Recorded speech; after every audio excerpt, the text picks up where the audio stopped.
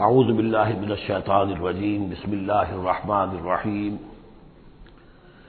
سبح اسم ربک الاعلی الذی خلق فسوی والذی قدر فہدی صدق اللہ العظیم۔ اب جو دو صورتوں کا جوڑا آ رہا ہے، سورۃ الاعلی اور سورۃ الغاشیہ، ان دونوں کے بارے میں یہ بات تو آپ میں سے بہت سے حضرات کے علم میں ہوگی کہ نبی اکرم صلی اللہ علیہ وسلم کا یہ معمول تھا کہ جمعہ اور عیدین کی نمازوں میں آپ ان صورتوں کی قرأت فرماتے تھے، پہلی رکعت میں سورۃ الاعلی، دوسری رکعت میں سورۃ الغاشیہ۔ اور اس کی وجہ بھی صاف سمجھ میں آ جاتی ہے، ان دونوں میں تذکیر کا حکم ہے حضور کو، فذکر انما انت مذکر فذکر ان نفعت الذکریٰ۔ تو چونکہ جمعہ اور عیدین میں خطبہ ہے، باقی نمازیں جو ہیں وہ تو صرف قرآن پڑھا جاتا ہے، لیکن یہ کہ جن نمازوں کے ساتھ خطبہ ہے اس میں وہ تذکیر ہے، یاد دہانی ہے، اور اس کے حوالے سے پھر یہ صورتیں جو ہے حضور نے صلی اللہ علیہ وسلم ان نمازوں کے لیے گویا کہ منتخب کی۔ سبح اسم ربک الاعلی، باقی بیان کرو اپنے اس رب کے نام کی جو بہت بلند و بالا ہے۔ نام کا لفظ یہاں کیوں کہا گیا؟ اس لیے کہ ہمارا جو بھی کوئی ذہنی رشتہ ہو سکتا ہے اللہ تعالیٰ کے ساتھ، جہاں تک اس کی ذات ہے، وراء الورا ثم وراء الورا ثم وراء الورا، اس کا کوئی تصور ہمارے لیے ممکن نہیں، ہمارے تخیل سے، تصور سے، وراء الورا ثم وراء الورا، ہمارا جو بھی اس کے ساتھ ذہنی قلبی رشتہ ہے اس کے ناموں کے حوالے سے ہے۔ وَلِلَّهِ الْأَسْمَاءُ الْحُسْنَىٰ فَادْعُوهُ بِهَا، لہذا تسبیح بھی ہوگی اللہ کی، تحمید بھی ہوگی تو اللہ کے ان اسماء کے حوالے سے۔ الذی خلق فسوی والذی قدر فہدی، یہ چار الفاظ جو ہے بہت قابل توجہ ہے۔ جیسے کہ اس سے پہلے ہم پڑھ چکے ہیں کہ تین الفاظ میں تخلیق کے عمل کو اللہ تعالیٰ نے واضح کیا تقسیم کرتے ہوئے، هو اللہ الخالق البارئ المصور۔ ایک شے کا پہلے ایک ذہن میں نقشہ بنتا ہے، پھر اس کا بالفعل اس کو پھر باہر جو ہے اس کا وجود آتا ہے، پھر اس کے فنیشنگ ٹچز ہوتے ہیں، پھر تصویر ہے اس کی۔ الخالق الباری المصور، یہ سورہ حشر کے آخر میں جو اسماء کا گلدستہ ہے سب سے بڑا قرآن حکیم میں، اس میں آخر میں یہی تین ہیں۔ یہاں چار الفاظ ہیں، خلق فسوا۔ اس کو ہم یوں سمجھ سکتے ہیں کہ ایک ہے کسی چیز کا جو اصل حیولہ ہے وہ تیار کر دیا جائے، جس کی سادہ ترین مثال یہ ہے کہ بلڈنگ ہے، اس کا سٹرکچر کھڑا ہو گیا، اب اس کے بعد تسویہ ہے، اس کی چھان پھٹک کر کے اور اس کے سنوارنا ہے، اس کو اس کے اندر ڈیکوریشن ہے، اس کے اندر مختلف جو ہے خوبصورتی کی چیزیں پیدا کرنی ہے، یہ تسویہ ہے۔ تو تخلیق ڈھانچہ کھڑا ہو جانا، اور تسویہ پھر اس کے اندر تمام چیزوں کو بہتر سے بہتر انداز میں فنیشنگ ٹچز دینا۔ والذی قدر فہدی، اب ہر شے کی جو کہ ان دو مراحل سے گزر چکی ہے، تخلیق اور تسویہ کے دو مراحل سے، اب اس کے لیے ایک اندازہ مقرر کیا جاتا ہے، اس کی کیا کیپیبلٹیز ہیں، اس کی کیا پوٹینشیلٹیز ہیں، یا یوں کہیے اس کی کیا لیمیٹیشنز ہیں۔ اب ایک انسان ہے، اشرف المخلوقات ہے، لیکن اس کی یہ لیمیٹیشن ہے کہ وہ اڑ نہیں سکتا، پرندہ ہے، چھوٹی سی چڑیا اڑتی پھرتی ہے۔ تو ہر ایک نوع کی لمٹس ہیں، ہر ایک نوع کے لیے اللہ تعالیٰ نے اس کی ایک تقدیر، اس کا ایک اندازہ جو ہے مقرر کر دیا ہے۔ پھر انواع کی تقدیر مقرر، انسانوں کی بھی تقدیر ہے، وہ جو میں بتا چکا ہوں، شاکلہ جو بنتا ہے، وہ جو بھی جینز آئے ہیں وہ تو اس کے گویا کہ گیون ہیں، اس کے لیے کسی کو ذہانت والے ملے ہیں، کسی کے اندر جسمانی قوت والے زیادہ ہیں، کسی میں کوئی اور وصف ہے، تو یہ بھی اس کے لیے گیون ہے، اور اس سے اس کا شاکلہ تیار ہو جاتا ہے، اس کی شخصیت کا ایک سانچہ بنتا ہے۔ اب ظاہر بات ہے کہ اس کے اندر جو بھی اب وہ محنت کرے گا اس کے اندر اندر کرے گا، اس سانچے سے باہر نہیں نکل سکتا۔ جیسے انگریزی کی کہاوت کہہ لیجیے یا جو بھی اسے کہیں، کہ وہ کہتے ہیں کہ you can't outgrow your skin, یہ کھال جو ہے ہمارے جسم پر چڑھی ہوئی ہے، آپ کتنے ہی موٹے ہو جائیں، میں اور کتنا ہی پھیل جاؤں، لیکن کھال سے باہر تو نہیں نکلوں گا، کھال وہ پھیلتی چلی جائے گی، تو کھال کے اندر رہنا ہے۔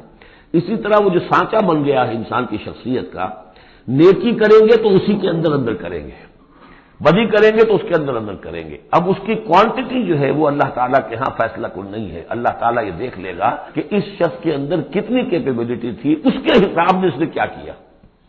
ایک شخص 100 درجے تک جا سکتا تھا، وہ گیا ہے 50 درجے تک، ایک شخص جا ہی سکتا تھا 50 تک اور وہ 50 تک چلا گیا، تو وہ 50 تک جو ہے وہ 100% کامیاب ہو گیا اور یہ جو ہے ناکام شمار ہو جائے گا۔ تو یہی بات جو ہے میں نے وضاحت پہلے بھی کر دی تھی کہ لا یکلف اللہ نفسا الا وسعها، کسی بھی جان کو اللہ تعالیٰ مکلف نہیں ٹھہرائے گا، رسپانسبل نہیں ٹھہرائے گا مگر اس کی وسعت کے مطابق۔ یہ انڈیویجول سا جو ہے وسعت ہر شخص کی، اس کا شاکلہ، یہ گویا کہ اس کی ذاتی تقدیر ہے۔ فہدا، چوتھی چیز ہے کہ ہر شے کا ایک اندازہ مقرر کرنے کے بعد پھر ایک جبلی ہدایت اس کو دے دی جاتی ہے، چلو ادھر۔ پہلی جبلی ہدایت ہے جس کا ذکر آ جائے گا ابھی تھوڑی دیر کے بعد۔ جبلی ہدایت جو ہے وہ حق بکری کے اندر ہدایت ہے کہ یہ چیز تمہارے کھانے کی ہے، یہ کھانے کی نہیں ہے۔ بہترین گوشت اس کے سامنے ڈال دیجیے وہ تو نہیں کھائے گی، تو جبلی ہدایت ہے اس کی۔ اور جو ہے آپ شیر کے سامنے بہت اچھی سبزیاں ترکاریاں لا کر ڈال دیجیے، وہ دیکھے گا بھی، تھوکے گا بھی نہیں، ان کو اسے گوشت چاہیے۔ یہ ہے جبلی ہدایت۔ پھر جبلی ہدایت کے اوپر پھر ہدایت کے اور مراحل ہیں جو اللہ تعالیٰ دیتا ہے، پھر وہ اپنی کتابیں نازل فرماتا ہے، اپنے نبی بھیجتا ہے۔ یہ گویا کہ ہدایت کی تکمیل ہے، ورنہ ہدایت تو بنیادی طور پر جو ہے ہر جبلت کے اندر بھی اللہ نے ودیت کر دی ہے۔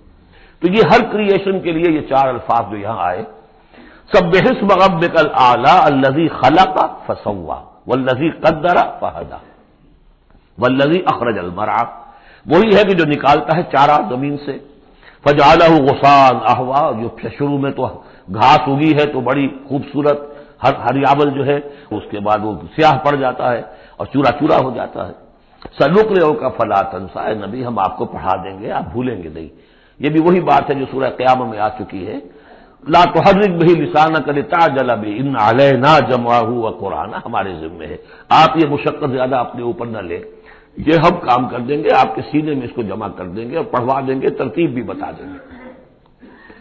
سنقرئک فلا تنسیٰ الا ما شاء اللہ، سوائے اس کے جو اللہ چاہے۔ تو اگر اللہ چاہے، فرض کیجئے اس لیے بات کو واضح کرنے کے لیے، اللہ بلانا چاہے گا تو آپ لاکھ اپنی زبان کو حرکت دیتے رہیں، اللہ تعالیٰ کی قدرت سے تو آپ باہر نہیں نکل سکتے، آخر اللہ تعالیٰ خبیر ہے اللہ شے پر۔ لیکن یہ کہ یہ صرف اس امکان کو ظاہر کرنے والی بات ہے، اس کا یہ مطلب نہیں کہ اس سے یہ نکل آتا ہے کہ قرآن مجید کی کوئی آیت جو ہے اللہ نے بھلوا بھی دی محمد کو صلی اللہ علیہ وسلم۔ یہ ایسے ہی ہے، قل ان کان للرحمن ولد فانا اول العابدین، اگر اللہ کا کوئی بیٹا ہو تو سب سے پہلے میں پوجوں گا اسے۔ تو یہ اس طرح کی چیز ہے، الا ما شاء اللہ انہ یعلم الجہر وما یخفی، وہ اللہ تعالیٰ جو ہے وہ تو جانتا ہے، خواہ کوئی بلند آواز سے بات کہی جائے خواہ اسے چھپایا جائے۔ وَنُيَسِّرُكَ لِلْيُسْرَىٰ، اب یہ لفظ ذرا یہاں نوٹ کر لیجیے، یہ آگے بڑھ کر ایک مضمون کھلے گا اس سے۔ اور سہج سہج تیسیر، یسر سے باب تفعیل، آسان کرنا، اور سہج سہج تھوڑا تھوڑا رفتہ رفتہ ہم آپ کو آسان بنا دیں گے۔ کس چیز کے لیے؟ یسرا، وہ بڑی جو آسانی ہے جنت وہاں پہنچائیں گے، اور جو بڑی کامیابی ہے دنیا میں دین کا غلبہ وہاں بھی پہنچا دیں گے، لیکن سہج سہج ہوگا۔ اس کے لیے اپنا ایک تدریج ہے جو ہماری حکمت میں ہمارے علم میں ہے۔ ویسے ہم چاہیں آنے واحد میں کر دیں، دین کا غلبہ ہو جائے، کوئی رہے نہ دشمن، آنے واحد میں تمام انسان جو ہے اور تمام جنات کو ابو بکر جیسا بنا دیں، ہم بنا سکتے ہیں، لیکن یہ کہ ہماری جو حکمت تخلیق ہے اس میں یہی ہوگا، تحصیل آہستہ آہستہ، اور یہ فلسفہ آگے چل کر بہت کھلے گا۔ وَنُيَسِّرُكَ لِلْيُسْرَىٰ فَذَكِّرْ إِن نَّفَعَتِ الذِّكْرَىٰ، آپ تو یاد دہانی کراتے رہیے اگر فائدہ دے سمجھانا۔ اور اس میں در حقیقت یہ ہے کہ ذکر جو ہے اللہ تعالیٰ کا اور اللہ تعالیٰ کی تذکیر جو ہے، اگر تو کہہ دیا ہے یہاں پر اگر فائدہ پہنچائے، لیکن اس کا یہ مطلب نہیں کہ اگر فائدہ پہنچائے تبھی تذکیر کی جائے، اس لیے کہ آگے آ رہا ہے سَيَذَّكَّرُ مَن يَخْشَىٰ، یعنی آپ اگر تذکیر کریں گے تو جس کے دل میں کچھ خوف ہے اس کو تو فائدہ ہو جائے گا نا۔ آپ تذکیر فرما رہے ہیں، نئی وحی آ گئی ہے، اسے آپ نے پڑھ کر سنایا ہے، وہ جن کو پرواہ نہیں ہے ان کو تو فائدہ نہیں ہوگا، لیکن آپ کے اہل ایمان ساتھیوں کے علم میں اضافہ ہوگا، ان کے اندر اور جو ہے ایمان جو ہے بڑھے گا۔ سَيَذَّكَّرُ مَن يَخْشَىٰ وَيَتَجَنَّبُهَا الْأَشْقَىٰ، البتہ جو شقی ہے، بدبخت ہے، وہ اس سے اپنا پہلو کترا جائے گا، وہ پہلو موڑ لے گا۔ الذی یصلی النار الکبریٰ، جس کا انجام پھر یہ ہونا ہے کہ وہ بڑی آگ میں جھونکا جائے گا، داخل ہوگا بڑی آگ میں۔ ثم لا يموت فیہا ولا یحییٰ، پھر نہ اس میں وہ مرے گا اور نہ زندہ رہے گا، نہ زندوں میں نہ مردوں میں۔ لا تبقی ولا تذر، سورہ مدثر میں جو آیت آئی تھی، ثم لا يموت فیہا ولا یحییٰ، پھر نہ اس میں اس کو موت آئے گی، نہ وہ زندوں میں ہوگا نہ مردوں میں۔ قد افلح من تزکیٰ، یقیناً کامیاب ہو گیا وہ، یہ مضمون بھی آگے اب پھیلے گا، بڑھے گا، ترقی کرے گا۔ قد افلح من تزکا، بے شک کامیاب ہوا وہ کہ جس نے تزکیہ حاصل کر لیا، اپنے آپ کو پاک کر لیا۔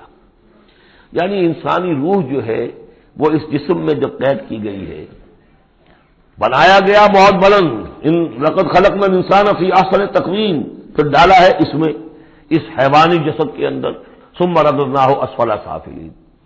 اب یہ کہ یہاں سے وہ چڑھائی چڑھنی پڑے گی، یہاں سے اوپر اٹھنا ہوگا، آپ کو محنت کرنی ہوگی، ہر انسان کو تزکیہ کرنا ہوگا، فلاح حاصل کرنے کے لیے کچھ اپنے جذبات کو کنٹرول کرنا ہوگا، کچھ اپنی شہوات کو دبانا ہوگا، اپنے نفس کا ضبط نفس کا سامان کرنا ہوگا، کچھ اپنی روح کی تقویت کا سامان کرنا ہوگا، جیسے کہ یہ دو طرفہ پروگرام رمضان کا ہے کہ دن میں روزہ رکھو اور جو حیوانی وجود ہے اسے ذرا کمزور کرو، تھوڑا سا مزمحل کرو، تاکہ اس کا دباؤ جو ہے اس روح ربانی کے اوپر، اس بدن میں کچھ کمی آئے۔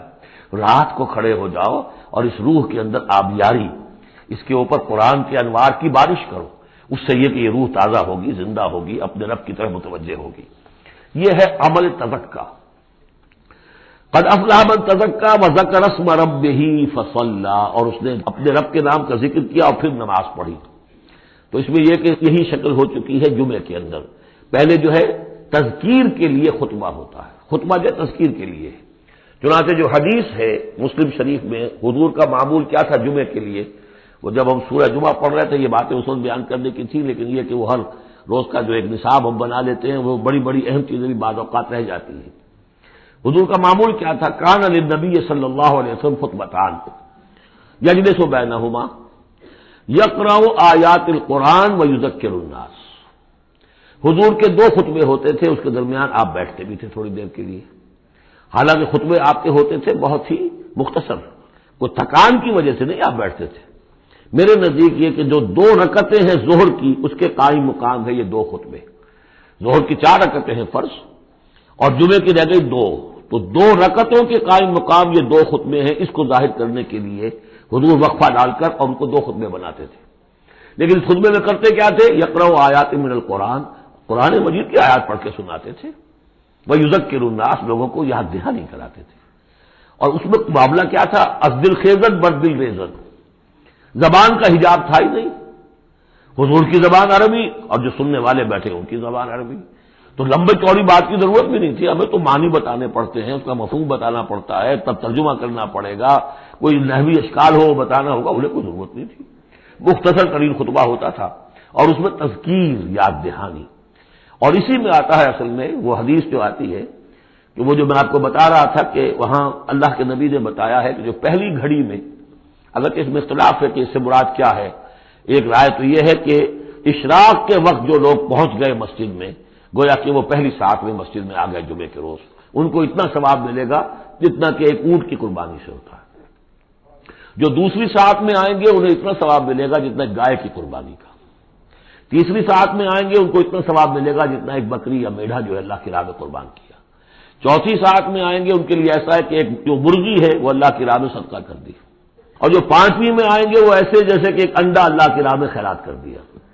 اس کے بعد جو آتا ہے تو جو فرشتے بیٹھے ہوتے ہیں مسجدوں کے دروازوں پر اور ان کے رجسٹر ہوتے ہیں، ان میں حاضری کا اندراج کرتے ہیں وہ، اس کے بعد جب امام کا خطاب شروع ہو جاتا ہے، لیکن وہاں خطبہ ہوتا تھا، خطاب نہیں، ہمارے ہاں تو پھر 2 چیزیں ہو گئی، ایک اردو کی تقریر پھر ایک خطبہ۔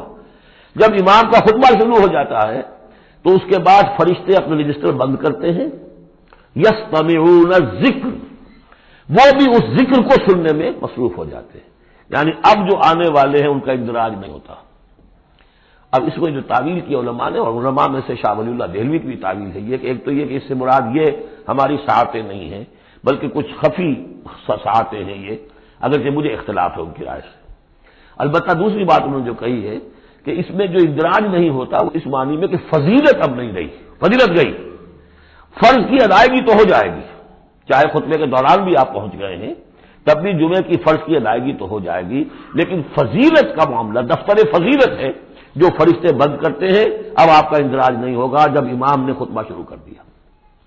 تو وہ ہے کہ ذکر اسم ربہ، پہلے خطبے میں اللہ کا نام لیا، ذکر کیا، پھر نماز پڑھی، یہ ترتیب گویا کہ جمعے کے اندر ہو رہی ہے۔ بل تؤثرون الحیات الدنیا، تمہارا اصل مرض کیا ہے تم دنیا کی زندگی کو ترجیح دیتے ہو، اللہ اللہ خیر صلی اللہ. میں نے یہی کہا تھا نا کہ بما قدم واخر، کسے آگے رکھا کسے پیچھے رکھا، سارا فیصلہ تو اس میں ہے. مقدم آخرت ہے اور دین ہے یا دنیا ہے. یا تو آپ نے مقدم بنا دیا آخرت کو تو جتنی دنیا مل جائے اللہ کا فضل ہے، اللہ کی طرف سے دین ہے، بونس ہے. لیکن اگر آپ نے مقدم بنا دیا دنیا کو تو پھر آپ گئے. بس یہ ہے سارا کانٹے کی بات جو ہے. تو اس حوالے سے بل تؤثرون الحیات الدنیا کلا بل تحبون العاجلہ وتذرون الآخرہ. تمہارا اصل مرض یہ ہے، تم اس عاجلہ سے محبت کرتے ہو، اس کا نفع بھی نقد نقصان بھی نقد، تکلیف بھی فوراً محسوس ہو گئی اور راحت بھی فوراً محسوس ہو گئی، اور آخرت کی نفع نقصان بھی قرض ہے، ادھار ہے، اس کی تکلیف اس وقت محسوس نہیں ہو رہی. انگارے بھر رہے ہیں اپنے پیٹ کے اندر، لیکن وہ انگارے اس وقت پیٹ کو جلا نہیں رہے ہیں. وہ انگارے ظاہر ہو جائیں گے قیامت کے اندر، وہ جلائیں گے اس وقت، لیکن انگارے بھر اس وقت رہے ہو. جو فرمایا کہ جو یتیموں کا مال ہڑپ کرتے ہیں ناحق طور پر، ما یاکلون فی بطونہم الا النار، وہ آگ بھر رہے ہیں اپنے پیٹوں کے اندر، لیکن اس وقت وہ آگ ٹھنڈی ہے، شوگر کوٹڈ ہے، اوپر اس کے انسولیشن ہے، وہ آپ کے معدے کو جلاتی نہیں جا کر، لیکن وہی ہے تو آگ. بہرحال تم ترجیح دیتے ہو دنیا کو، والآخرۃ خیر وابقیٰ، جبکہ آخرت بہتر بھی ہے اور باقی رہنے والی ہے. ان ھذا لفی الصحف الاولی، یہی بات تھی پرانے صحیفوں میں. اصل میں یوں سمجھیے کہ جو کانٹے کی بات ہے وہ یہ ہے، جو اصل شے ہے ہدایت اور ضلالت کی جو بات ہے، راز وہ یہ ہے کس کو مقدم کس کو مؤخر، دنیا یا آخرت. صحف ابراہیم و موسیٰ، صحف اولی یعنی ابراہیم کے صحیفے اور موسیٰ کے صحیفے، ان کا ذکر پہلے بھی آیا ہے. تو موسیٰ کے صحیفے ہمیں معلوم ہے، ابراہیم کے نہیں. جیسا کہ میں نے عرض کیا، میری ایک رائے ہے کہ جو ہندوؤں کے ہے اپنشد، وہ میرے نزدیک صحف ابراہیمی کی بگڑی ہوئی بدلی ہوئی شکلیں. بارک اللہ لی و لکم فی القرآن العظیم و نفعنی و ایاکم بالآیات والذکر الحکیم.